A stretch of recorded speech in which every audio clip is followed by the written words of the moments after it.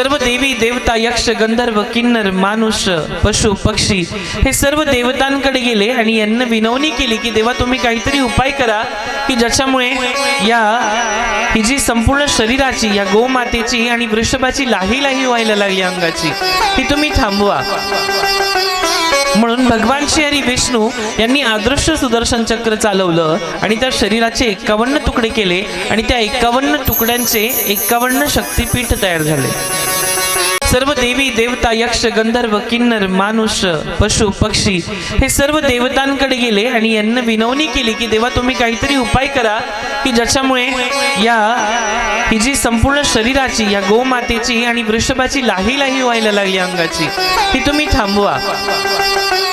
म्हणून भगवान श्री हरी विष्णू यांनी अदृश्य सुदर्शन चक्र चालवलं आणि त्या शरीराचे 51 तुकडे केले आणि त्या 51 तुकड्यांचे 51 शक्तिपीठ तयार झाले।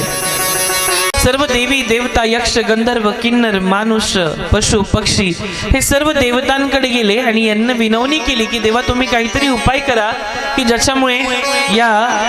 ही जी संपूर्ण शरीराची या गोमातेची आणि वृषभाची लाही लाही व्हायला लागली अंगाची ती तुम्ही थांबवा।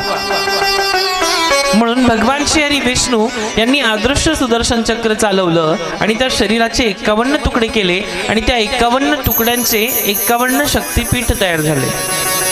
सर्व देवी देवता यक्ष गंधर्व किन्नर मानुष पशु पक्षी हे सर्व देवतांकडे गेले आणि यांना विनवणी केली की देवा तुम्ही काहीतरी उपाय करा की ज्याच्यामुळे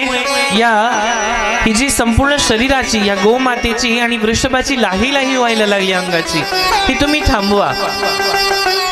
म्हणून भगवान श्री हरी विष्णू यांनी अदृश्य सुदर्शन चक्र चालवलं आणि त्या शरीराचे 51 तुकडे केले आणि त्या 51 तुकड्यांचे